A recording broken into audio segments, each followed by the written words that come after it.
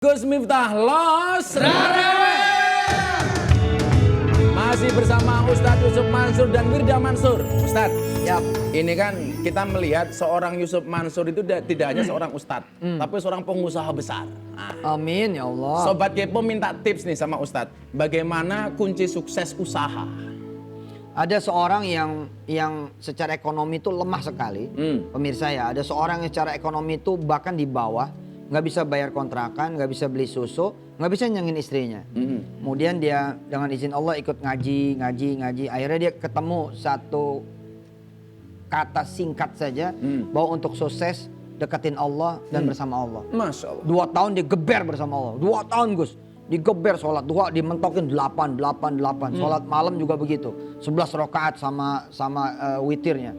2 tahun dia memperbaiki sholat fardunya berjamaah dan sama sholat sunnah. Kemudian dia baca itu 4 surat yang selalu saya gadang-gadang. Yasin, Ar-Rahman, Waqiah dan Al-Mulk. Kemudian dia tidak tinggal sholawat, istighfar dan tasbih. Kemudian dia bersedekah. Sit IM lah ya. Sit hanya dalam tempo 2 tahun pemirsa dengan izin Allah. Berubah loh orang ini. Dalam 2 tahun itu dia bisa bangun rumah 1,7 miliar. Masya Allah. Tanpa utang. Tanpa utang. Kemudian bisa membangunkan rumah buat orang tuanya dan mertuanya. Allah. Bisa beli kendaraan.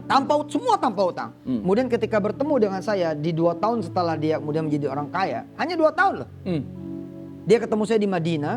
Dalam keadaan memberangkatkan 8 orang keluarganya ke Tanah Suci. Allah. Jadi memang Dekati Allah ya? Dekati Allah sudah. Untuk Wirda. Iya. Ini kan bedanya Wirda sama Papa satu nih. Iya. Kalau Wirda jelas generasi milenial, Papa kolonial lah. Iya. Tantangan terbesar untuk anak-anak milenial saat ini apa, Wirda?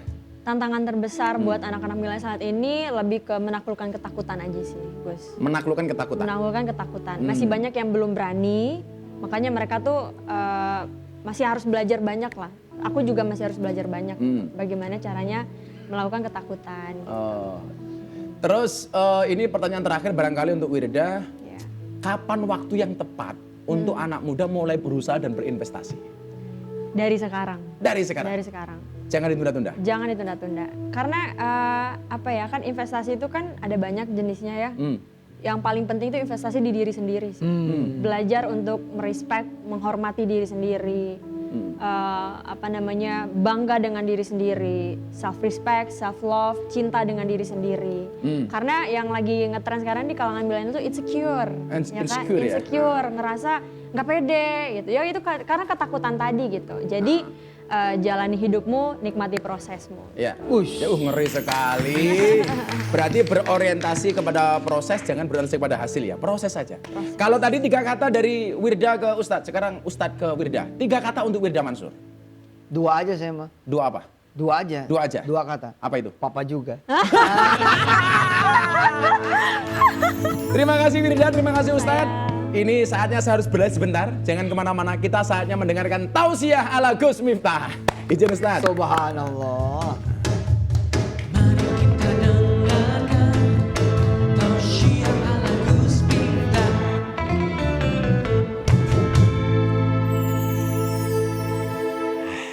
Sobat Kepo, tadi Ustadz Yusuf Mansur memberikan tips untuk kita semuanya bahwa sukses usaha itu salah satunya adalah dekati Allah. Nah, Gus Miftah punya cerita ini.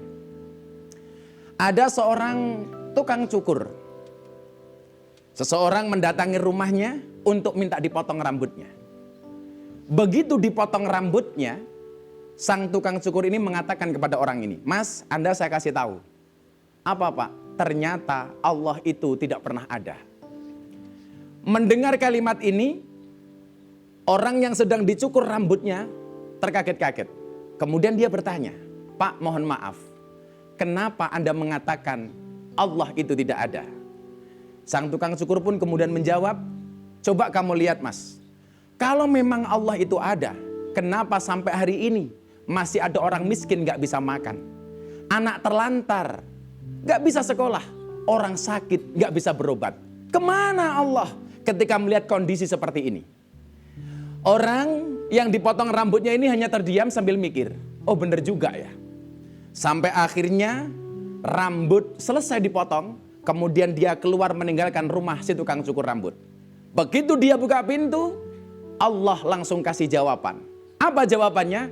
Di depan rumah tukang potong rambut ada orang gila yang rambutnya gondrong, gimbal, acak-acakan. Awas, jangan bilang kayak Gus Miftah. Baru mau ngomong.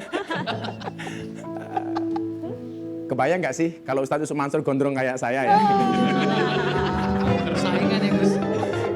Akhirnya apa yang terjadi? Dia tidak jadi keluar dari rumah tukang potong rambut. Pintu kembali ditutup. Kemudian dia masuk dan mengatakan kepada tukang potong rambut, "Pak, sekarang Anda yang mau saya kasih tahu." "Apa Mas?" "Ternyata di dunia ini tukang potong rambut itu tidak pernah ada."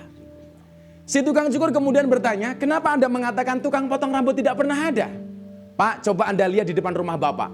Kalau memang ada tukang potong rambut, kenapa hari ini masih ada orang yang rambutnya gondrong, gimbal, acak-acakan? Kemana tukang potong rambut?" Si tukang potong rambut kemudian menjawab, "Hei Mas, kalau hari ini ada orang yang rambutnya gondrong, gimbal, acak-acakan, bukan berarti tukang potong rambut itu tidak ada. Tapi salah mereka, kenapa tidak mau datang ke rumahnya tukang potong rambut dan saya potong rambutnya?"